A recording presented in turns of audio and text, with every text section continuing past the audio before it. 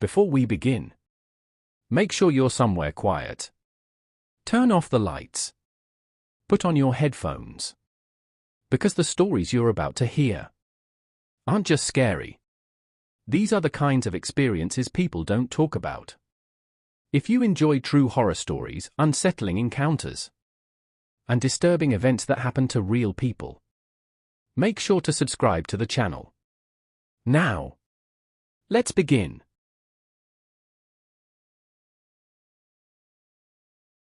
The last order came in at 1:47 a.m.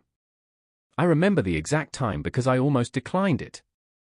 I had already been driving for 6 hours straight, bouncing between apartment complexes, sketchy side streets, and houses with porch lights that never turned on. My phone battery was low, my eyes were burning, and I kept telling myself I'd quit for the night after one more delivery.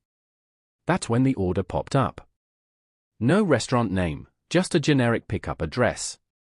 No customer name either. Just a single initial. Location, the far edge of town. The payout was high. Way higher than normal. I hesitated longer than I should have. Something about it felt off, but exhaustion and money are a dangerous combination. I accepted. The pickup location wasn't a restaurant. It was a small, run-down building squeezed between an abandoned laundromat and a boarded-up convenience store. The sign out front was dark, half torn down, like the place had been closed for years. Yet the app insisted I was in the right spot. I parked, left my engine running, and walked up to the door. It opened before I knocked. A man stood there, already holding the bag. He didn't smile. Didn't speak. Just stared at me like he was studying my face, like he was memorizing it. His eyes were sunken, almost grey, and the smell coming from behind him wasn't food. It was rot. He handed me the bag without a word and slowly closed the door. No receipt. No confirmation. The app immediately updated and gave me the drop-off address. I should have cancelled right then. The address led deep into a residential area I'd never delivered to before. No streetlights. No sidewalks. Just long stretches of road lined with trees that leaned inward like they were trying to block the sky. The farther I drove, the quieter it got. No other cars. No porch lights. No signs of life. My GPS glitched twice, spinning wildly before snapping back into place. Each time it corrected itself, the ETA increased instead of decreasing. Finally, it told me to turn down a narrow gravel road. I slowed, my headlights cutting through the dust. Houses were scattered far apart, barely visible behind trees and fences. The road ended at a single property. One house. No lights. No cars. No mailbox. The app told me I had arrived. I sat there for a full minute, engine idling, listening to the ticking sound it made when it cooled. My phone buzzed. A message from the customer. Leave it at the door. Do not knock. I grabbed the bag and stepped out. The air felt heavier near the house, like it was pressing down on me. My footsteps sounded too loud on the gravel. The closer I got, the more I noticed things that didn't make sense. There were scratch marks on the front door. Deep ones. Like something had clawed at it from the inside. I placed the bag down and took a photo for proof. As I straightened up, the porch light flickered on by itself. That's when I saw the door handle move. Slowly. Carefully. Like whoever was inside didn't want to make a sound. I backed away, heart pounding, and turned toward my car. Behind me, the front door creaked open. I didn't look. I got in, locked the doors, and drove off faster than I should have. The app marked the delivery as completed. I didn't feel relief. I felt watched. Halfway back to town, my phone buzzed again. Another message from the same customer. You forgot something. I checked the back seat. Empty. The trunk, closed. My stomach dropped when I realized what he meant. The bag. I looked at the passenger seat. It was there. I slammed on the brakes. I knew for a fact I left it at the door. I remembered the weight of it in my hands. I remembered setting it down. My phone buzzed again. "This one's for you." I didn't open the bag. I threw it out the window. The moment it hit the road, my headlights flickered and my car stalled. Everything went silent. Then came the knocking. 3 slow taps on my driver's side window. I didn't breathe. Another 3 taps. I slowly turned my head.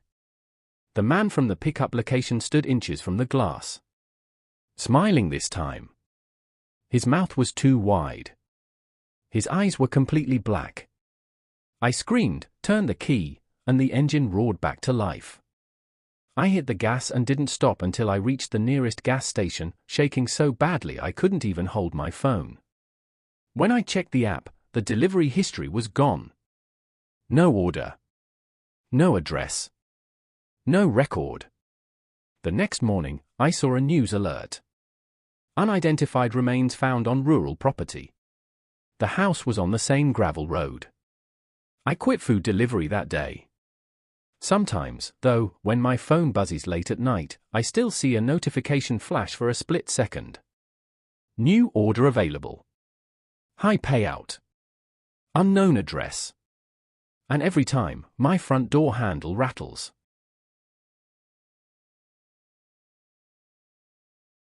I started doing food delivery during a rough time in my life. Night shifts paid better, and honestly, I preferred the quiet.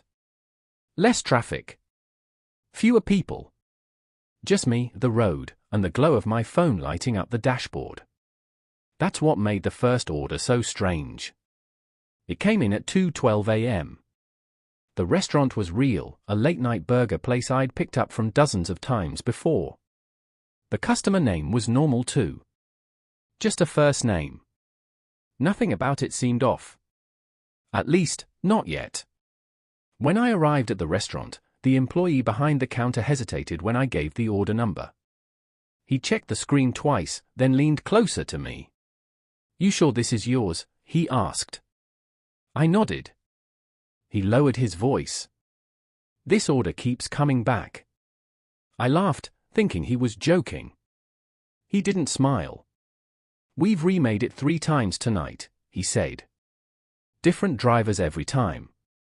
They all bring it back." I asked why. He shrugged. "They say the address doesn't exist." That should have been my cue to cancel. But I didn't. The bag felt heavier than usual when he handed it to me. Not in weight exactly, more like pressure, like the air around it was thicker. The delivery address was only 8 minutes away. According to the app. The first weird thing happened halfway there. The map updated. The destination moved. Not far. Just a few streets over. I figured the GPS was recalculating. Then it moved again. And again. Each time I slowed down or stopped at a light, the pin shifted, always just far enough ahead to keep me driving. I pulled over and checked the address manually. The street name was blank. Just coordinates. My phone buzzed. Customer message? Keep going. I typed back, asking for clarification. The typing bubble appeared instantly. "You're doing fine." My stomach tightened. I asked if the address was correct. A few seconds passed. Then, "It is now."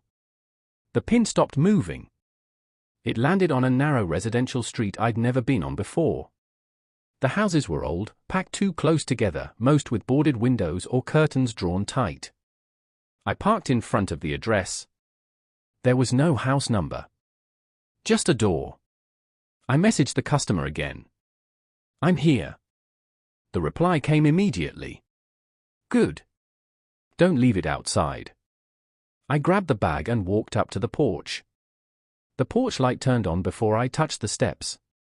The door was already open. Just a crack.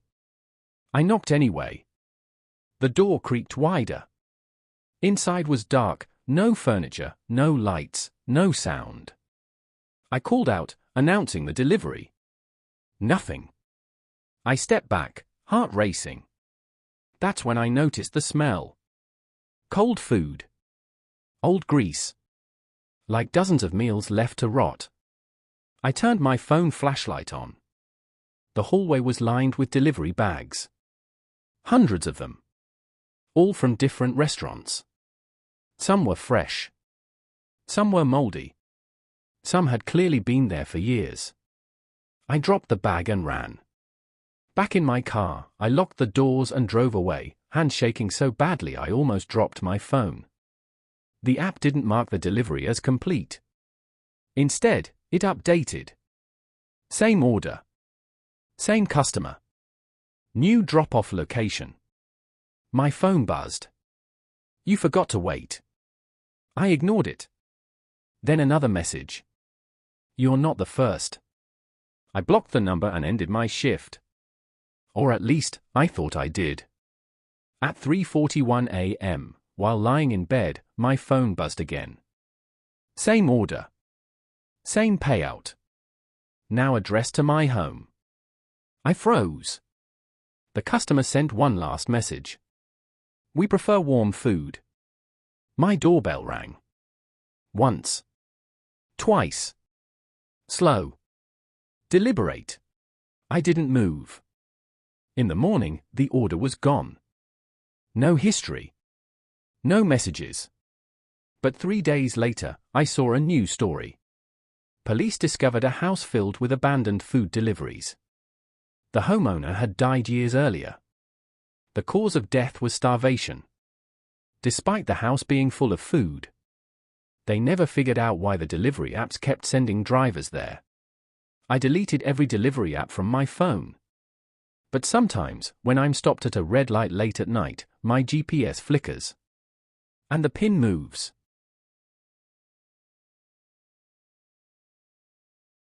I only accepted the order because the tip was insane. It was close to midnight, my last delivery of the night, and I was already thinking about going home. Then the notification popped up. Large payout. Short distance. No notes. I accepted it without hesitation. The restaurant was a small family-owned place that closed late on weekends. When I arrived, the owner looked confused when I told him the name on the order. He stared at the screen for a long moment, then at me. This order again, he said quietly. I asked what he meant. He leaned in and lowered his voice.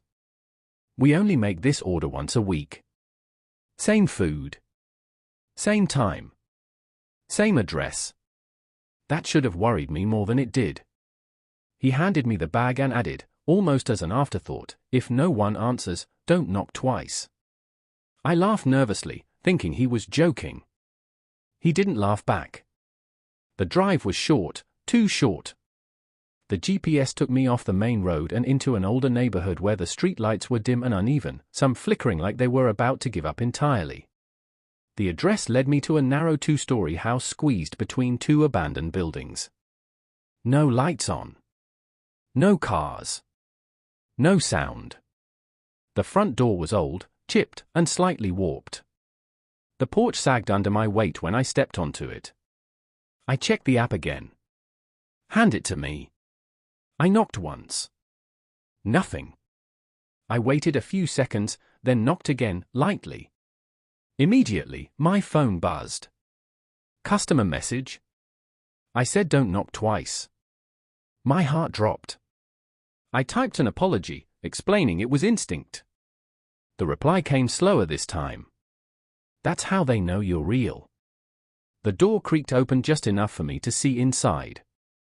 The air that came out was freezing. Not cold like winter, cold like a freezer. A pale hand reached out, trembling slightly, and took the bag from me without a word. The door shut. The delivery completed. I got back in my car, trying to calm my breathing, telling myself I was overreacting. Then I noticed something. The house across the street had its porch light on. Someone was standing there, watching me. I drove away immediately. The next night, I got another order. Same restaurant.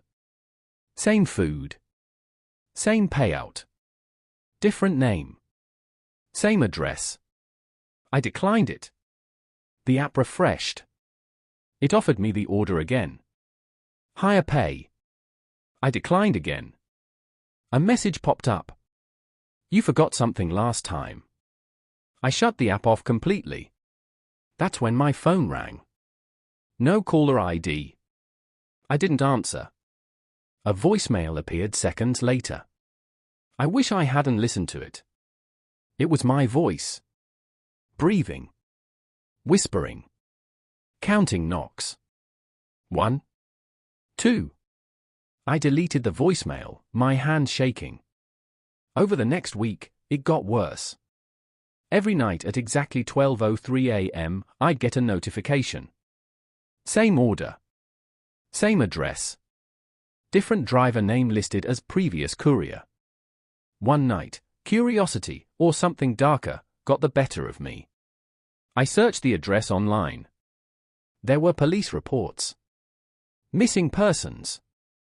Delivery drivers. 10 years' worth. All vanished within a mile of that house. The most recent report was dated 3 months ago. Cause, unknown. Last known location, food delivery in progress. I never delivered again. I sold my car. Changed my number. Moved apartments. For months, everything was fine. Then last night, someone knocked on my door. Once. I didn't move. A few seconds passed. Then a soft voice from the hallway. Delivery. I still haven't answered. And I don't think I ever will.